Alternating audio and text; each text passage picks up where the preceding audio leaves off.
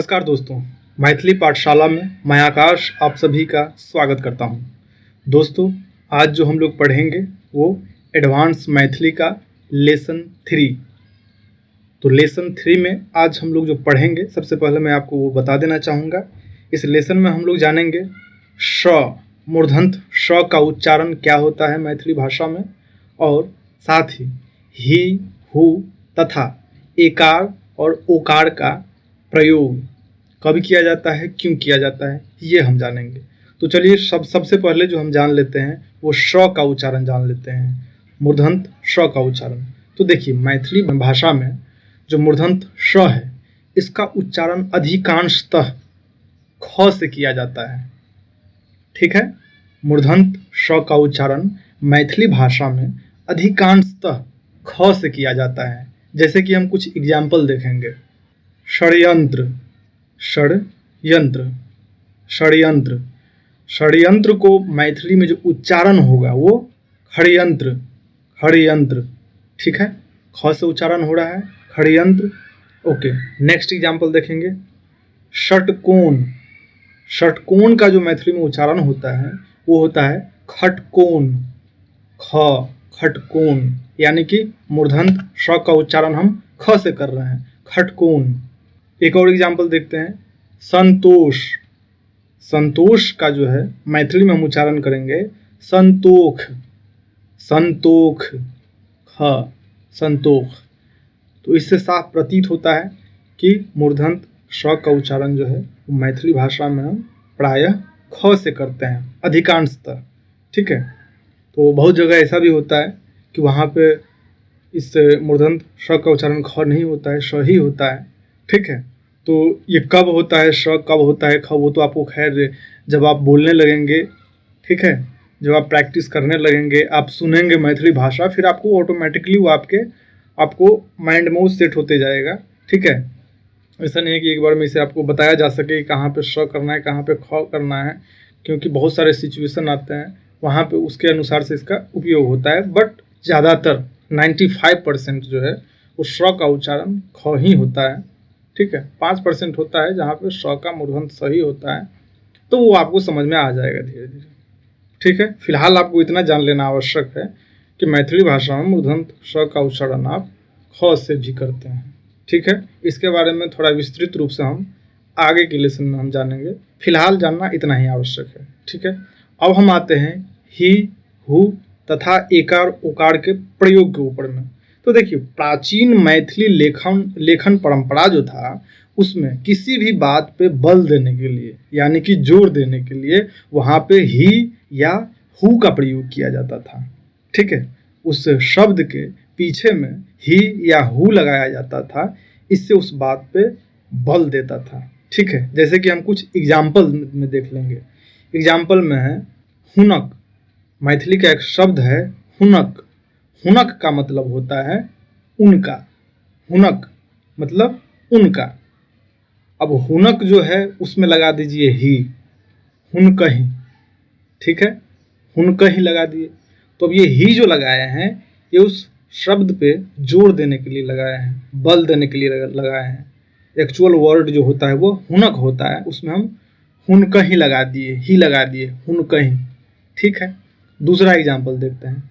अपन, अपन, अपन का मतलब होता है अपना, और उसमें लगा दीजिए आप हु, अपनहु। और उसमें हु लगा दिए इस शब्द पे जोर देने के लिए, तो हो गया अपनहु। एक्चुअल वर्ड क्या है? अपन। ठीक है, अगला एग्जाम्पल देखते हैं। ओकर, एक्चुअल वर्ड जो है वो ओकर है। ओकर का मतलब होता है उसका, ओकर का मतलब उसका। हुनक का मतलब उनका। अब देख लीजिए, यहाँ पे आप एक अंतर भी समझ लीजिए।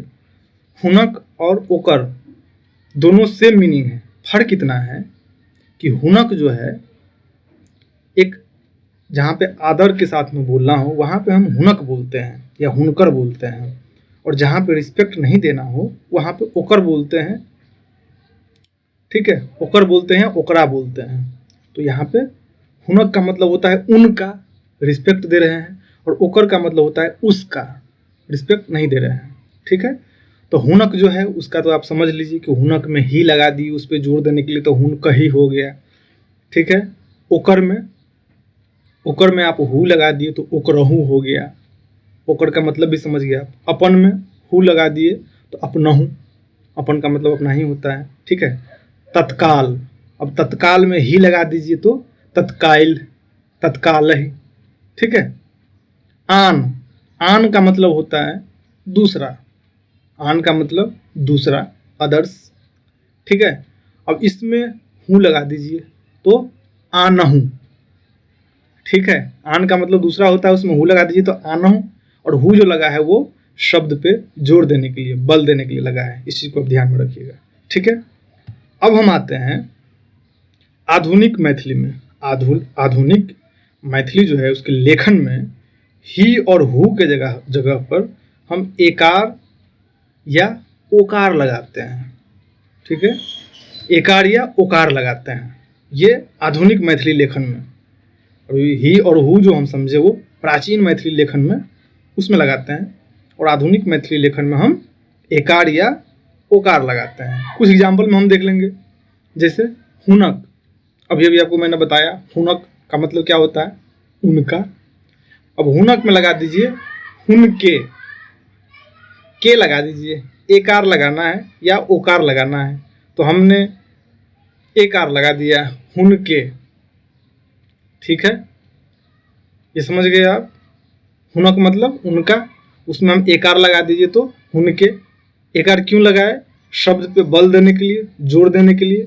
के क्यों लगाए, एकार क्यों लगाए, क्योंकि आधुनिक लेखन में हम ही हु के स्थान पर हम एकार या ओकार लगाते हैं। अगला एग्जाम्पल देख लेंगे, अपन। अपन का मतलब अपना, उसमें ओकार लगा दीजिए तो अपनू। तत्काल, अब तत्काल में लगा दीजिए एकार, तत्काले। ठीक है। हो गया इसका मतलब तत्काल। तत्काल तो समझते ही हैं, और उसमें तत्काले लगा दीजिए तो वो क्या हो गया, ये हो गया आधुनिक लेखन में आप एकार लगा रहे हैं। ठीक है। आन, आन में आनो लगा दीजिए, तो ये आधुनिक मैथिली लेखन में इसका इस्तेमाल किया जाता है।